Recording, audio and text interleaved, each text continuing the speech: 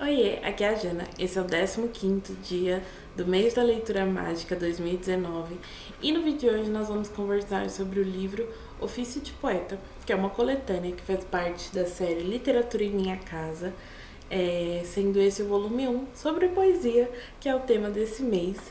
E nesse livro nós temos poemas de diversos autores, entre eles Álvares de Azevedo, Castro Alves, Dylan Camargo, Gregório de Matos, Henriqueta Lisboa, José Paulo Paes, Ney Duclos, Nelson Facinelli, Olavo Bilac, Patativa do Azaré, Paulo Becker, Paulo Bentancur, Rosir Berne, Susana Vargas, Tânia Lopes e Thomas Antônio Gonzaga. Todos esses autores fazem parte dessa coletânea. Esse livro é distribuído, ou foi distribuído, porque esse livro foi publicado em 2003, então faz muito tempo já, nas escolas, mais especificamente para a oitava série. E é muito interessante esse livro, gostei demais. Fiz diversas anotações e selecionei algumas poesias para falar sobre aqui no canal hoje. E adorei, eu amo coletânea de poesias. Eu acho que mais do que você ler um livro do começo ao fim de um determinado autor de poesias, a não ser que você goste muito desse autor, numa coletânea é muito mais fácil você encontrar coisas da quais você queira lembrar depois, ou coisas até que você se identifique por um motivo específico ou outro, enfim. Muito, muito interessante essa coletânea. Gosto demais, né? Coletâneas são sempre interessantes e, como sempre, nesses vídeos eu vou ler algumas das minhas favoritas, começando por Tomás Antônio Gonzaga. Vamos lá. O nome se chama Numa Noite Sossegado. Numa noite sossegado, velhos papéis revolvia, e por vez de tratarem um por um, todos lia. Eram cópias emendadas de quantos versos melhores eu compus na tenridade a meus diversos amores. Aqui leio justas queixas contra a ventura formadas, leio excessos mal aceitos, doces promessas quebradas. Vendo sem razões tamanhas, eu exclamo transportado, que finezas tão mal feitas, que tempo tão mal passado. Junto, pois, num grande monte, os soltos papéis e logo, porque relíquias não fiquem, os intento pôr no fogo. Então vejo que o Deus cego, com um semblante carregado, assim me fala e crimina o meu intento acertado. Queres queimar esses versos? Diz o pastor atrevido. Essas liras não te foram inspiradas por Cupido? Achas que de tais amores não deve existir memória? Sepultando esses triunfos, não rouba minha glória? Disse amor e mal se cala, nos seus ombros a mão pondo, com um semblante sereno, assim a queixa respondo. Depois, amor, de me dares a minha marília bela, devo guardar umas liras que não são em honra dela? E que importa, amor, que importa que estes papéis destrua, se é tua essa mão que os rasga, se a chama que os queima é tua? Apenas o amor me escuta, manda que os lances nas brasas, e ergue a chama com o vento, que formou batendo as asas. Lindinha demais, do Tomás Antônio Gonzaga, que todo mundo que já teve contato com o autor ou já estudou com algo sobre ele na escola, sabe que o grande amor da vida dele foi Marília. E ele fala num poema: por que guardar textos que ele escreveu para outras pessoas se ele já achou o seu grande amor? E aparece essa figura do Deus, de um cupido, para falar para ele que não, que mesmo esses amores que passaram foram importantes para que ele tivesse o amor que ele tem hoje. Enfim, ficou meio confuso, mas eu acho que deu para entender. E eu achei lindo demais esse poema, muito, muito lindo. Sabe aquela coisinha da gente ficar guardando pequenas lembranças de momentos especiais? Fala muito disso, né? Porque foram esses momentos, mesmo eles sendo bons ou ruins, amores passados, enfim, foram esses momentos que fazem e que fizeram com que a gente seja a pessoa que somos hoje, né? E é muito interessante observarmos isso, porque uma coisinha pode transformar uma pessoa completamente. E as experiências boas e ruins nos moldam e nos transformam e nos levam em direções distintas do que muitas vezes eram nossos planos iniciais. Gostei demais desse poema, deu pra perceber, falei que nem uma matraca. E vamos pro próximo. O próximo é do Castro Alves, tá na página 13, se você porventura tiver esse livro, e se chama As Três Irmãs do Poeta. que é uma tradução, né, de E. Bertold. Eu não tenho certeza se o poema foi só a tradução do Castro Alves, desse autor, ou se ele se inspirou. Vou pesquisar mais e deixar no box de informações. Mas vamos lá. As três irmãs do poeta. É noite, as sombras correm nebulosas, vão três pálidas virgens silenciosas através da procela irrequieta. Vão três pálidas virgens, vão sombrias, rindo colar um beijo às bocas frias. Na fonte cismadora do poeta, saúde, irmão, eu sou a indiferença, sou eu quem te sepulta a ideia imensa, quem no teu nome a escuridão projeta, fui eu quem te vesti do meu sudário. Que vais fazer tão triste e solitário? Eu lutarei, responde-lhe o poeta. Saúde, meu irmão, eu sou a fome, sou eu que no teu negro pão consome, o teu mísero pão, mísero atleta, hoje, amanhã, depois, que importa, virei sempre sentar-me à tua porta, eu sofrerei, respondeu-lhe o poeta. Saúde, meu irmão, eu sou a morte, suspende em meio hino angusto e forte, marque-te a fronte, mísero profeta, volte ao nada, não sentes neste leio teu cântico gelar-te no seu seio, eu cantarei no céu, diz-lhe o poeta. Eu adorei esse poema. Me fez lembrar muito, não sei se todos têm essa referência, mas de Harry Potter, sabe as Relíquias da Morte? Tem aquela historinha, eu não lembro muito bem a ordem que foi contada essa história, mas em algum dos livros conta a história de três irmãos que cada um ganhou um presente e tal, enfim, uma longa história, e no final tem as Relíquias da Morte, cada uma tem um significado, e nesse poema me fez lembrar demais disso. Infelizmente eu só li Harry Potter uma vez completo, pretendo muito em breve fazer essa releitura, porque tem muita coisa que já se apagou da memória, né, principalmente essa história, e tem a indiferença, a fome e a morte.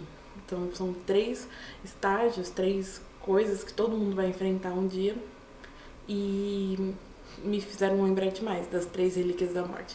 Enfim, espero não ter falado uma bobeira muito grande, mas foi o que me remeteu, e por isso eu adorei, porque Harry Potter é maravilhoso, né?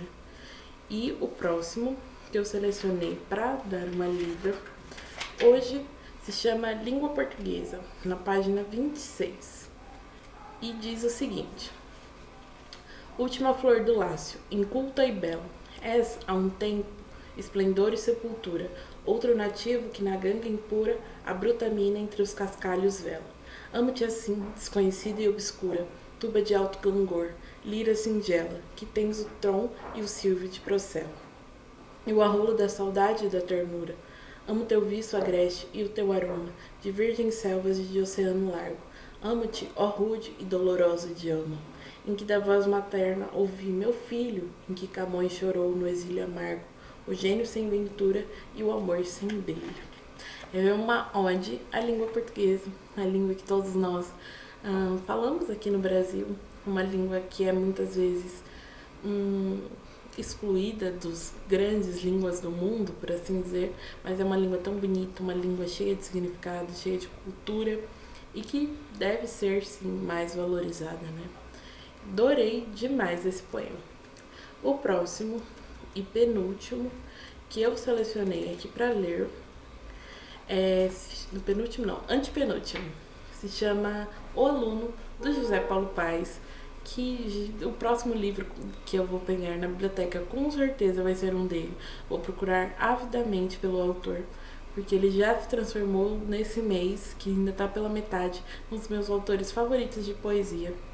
E eu amei demais esse poema. Eu acho que é um dos poemas que é muito conhecido pelas pessoas em geral. Vamos lá. O Aluno. São meus todos os versos já cantados, a flor, a rua, as músicas da infância, o líquido momento e os azulados, horizontes perdidos na distância. Intacto me revejo nos mil lados de um só poema. Nas lâminas da estância circulam as memórias e a substância, de palavras, de gestos isolados. São meus também os líricos sapatos de Rimbaldi, e no fundo dos meus atos canta a doçura triste de bandeira. Drummond me empresta sempre o seu bigode, com Neruda meu pobre verso explode, e as borboletas dançam na algibeira. Lindinho demais. E o interessante sobre essa edição é que aqui no final ela tem uma nota de rodapé curtinha, mas que é muito informativa, e por isso eu vou lê-la agora.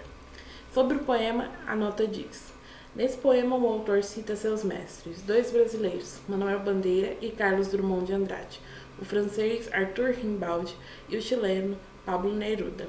Mas não fala de seus poemas. De Bandeira, deficiente que viveu solitariamente apesar dos amigos, que era doçura triste.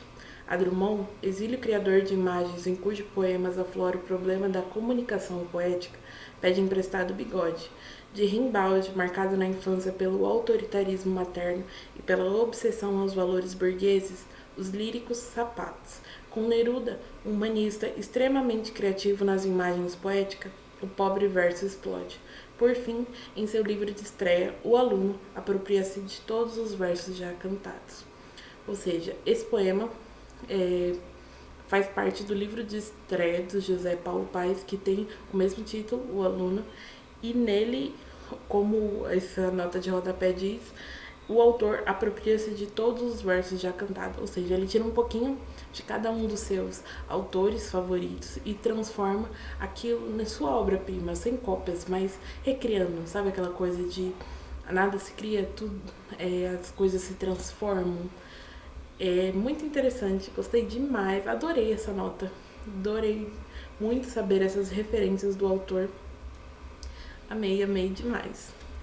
E agora, o próximo poema que eu selecionei para ler dessa vez também é do José Paulo Paes, não tem como fugir, sempre que ele está presentinho numa coletânea, suas poesias acabam se transformando as minhas favoritas do livro. E esse diz: A Pequena Revolução de Jacques Prévert. Há um poeta imóvel no meio da rua, não é anjo bobo que viva de brisa, nem é canibal que coma carne crua. Não vende gravatas, não prega sermão, nem teme o inferno, não reclama o céu. É um poeta apenas, sob seu chapéu. À sua volta, o trânsito escorre raivoso e o semáforo muda, celere os sinais. Mas o poeta não sai de seu lugar, jamais. Diz um padre, é pecador, blasfemou, praticou fornicação, assalto, por castigo ficou atado ao asfalto. Diz um rico, é anarquista, que mastiga pólvora, que bebe cerveja e espera a explosão. Da bomba sob a igreja, diz um soldado, é agente de potência estrangeira, aguarda seus cúmplices ocultos em algum lugar dessa ladeira. Diz um doutor, é vítima de mal perigoso, está paralítico ou talvez netrífico, ou então leproso.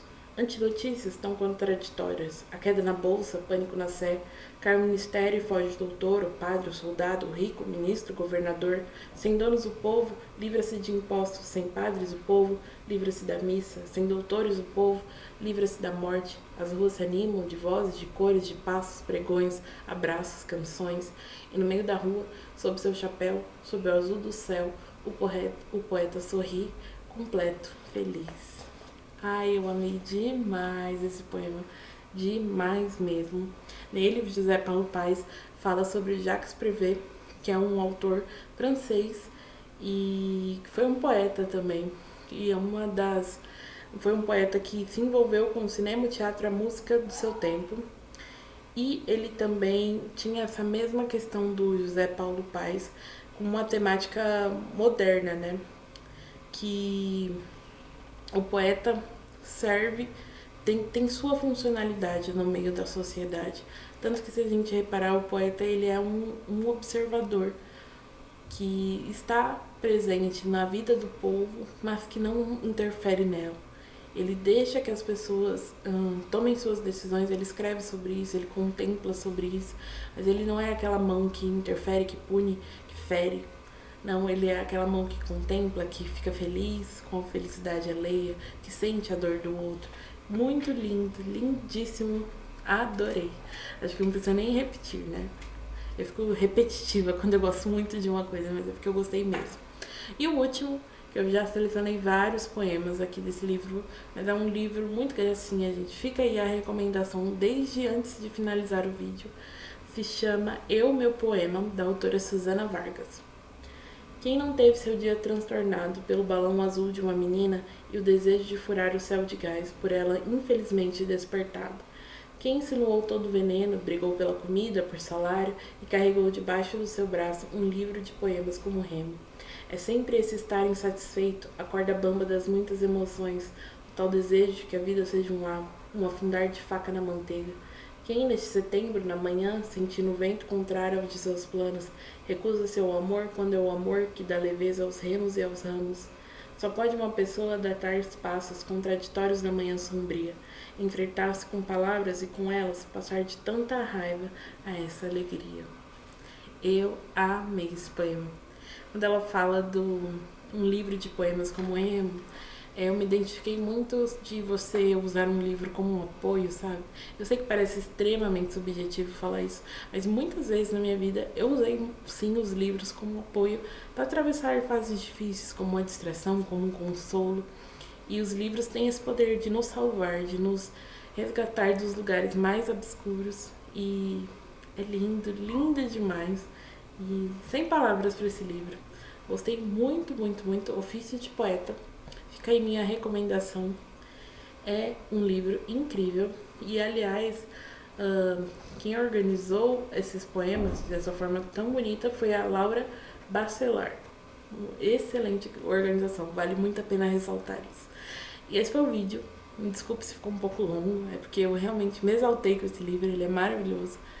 E esse foi mais um dia do MLM 2019. Até o próximo. Tchau!